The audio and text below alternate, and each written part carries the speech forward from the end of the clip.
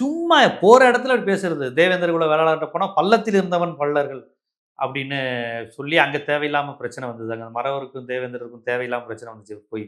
நீங்க தான் ஆண்ட பரம்பரை அப்படின்னு. அப்ப இவர்களெல்லாம் இப்படி உசுப்பேத்தி உசுப்பேத்தியே வாழ்றவங்க. மக்களிடம் வந்து உண்மைகளை பேசுவது கிடையாது. அந்த தேவேந்திர குல வேளாளருடைய இடஒதுக்கீடு, கல்வி உரிமை குறித்து இவர் பேச மாட்டாரு. நாடார் சமுதாய மக்களுடைய கல்வி உரிமை குறித்து பேச மாட்டாரு. இதே செங்குந்த முதலியார் சமுதாயத்துடைய கல்வி உரிமை குறித்து பேச மாட்டாங்க. இடஒதுக்கீடு குறித்து.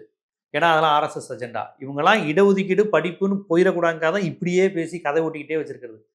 கடைசி வரையும். சரி, ஆனா இப்ப இந்த டிஸ்கஷன் முடியவே முடியாதா? சீமான் குறித்து எல்லாரும் பேசிட்டு இருக்காங்க. சீமான் குறித்து தொடர்ந்து பேசுவதுங்கிறது தவிர்க்கப்பட வேண்டியதுதான். அதை நான் ஒத்துக்கிறேன். ஆனா இப்படி பேசிக்கிட்டே இருக்கும்போது நம்ம இதை ஒரு வாய்ப்பா பயன்படுத்தி மக்களுக்கு உண்மைகளை சொல்லிட வேண்டியதானே. வெளிப்படையா அவர் வந்து பார்ப்பனர்களுடைய கையால் இருந்தது தெரிஞ்சிருச்சுல.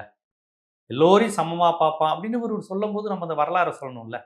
இவங்களுடைய நோக்கமே பார்ப்பனர்கள் இந்த மண்ணின் பூர்வீக குடி, பிராமின்ஸ் இந்த மண்ணுடைய பூர்வீக குடி அப்படின்னு சொல்லிட்டு தமிழ்நாட்டில இருந்து ரெட்டியார், நாயக்கர், செக்கிலியர் இந்த மாதிரி பிற்படுத்தப்பட்ட ஒடுக்கப்பட்ட மக்களை நாட்டை அந்நியப்படுத்துறது. உழைக்கும் மக்களிடையே பிளவு தானே இது. நம்ம என்ன பார்க்குறோம், பார்ப்பனர்கள் தமிழ்ல உங்களுக்கு இவங்க பார்ப்பனர்கள் தமிழ்ல பேசுறாங்கங்கிறாங்களே, பொது வெளியில பார்ப்பனர்கள் தமிழ்ல கூட பேச மாட்டாங்க தெரியுமா? இங்கிலீஷ்ல தான் பேசுவாங்க. அவங்க வீட்ல எல்லாருமே படிச்சிருப்பாங்க. இங்கிலீஷ்ல பேசுவாங்க. வேற ஒண்ணும் இல்லைங்க. நான் ஒரு இது பார்த்தேன். ஒருத்தர் பேசுறாரு. ஒரு ஒரு பார்ப்பனர் பூணூல போட்டு உட்காந்துட்டு, எங்க அப்பாலாம் அவ்வளோ ஆச்சாரமானவரு. ஒரு நாடார் பையன் தெருவுக்குள்ள வந்துட்டான். அவன தலைகீழா நிக்க வச்சு அந்த வீடியோ கூட அனுப்புறேன் உங்களுக்கு. நிக்க வச்சு அடிச்சாரு. யார் இவங்க தோப்பனார் அடிச்சாராம். அதான் பெருமையா சொல்றாரு. அந்த அளவுக்கு நாங்கலாம் இருந்தவங்க. அந்த அளவுக்கு இந்த ஜாதி ஆஸ்தானம் இருந்ததுங்கிறார். இவர் என்னன்னா சமமாக பார்ப்பான் அப்படிங்கிறார். எல்லாரையும் சமமாக பார்ப்பான் அப்படின்னு பேசுறாரு.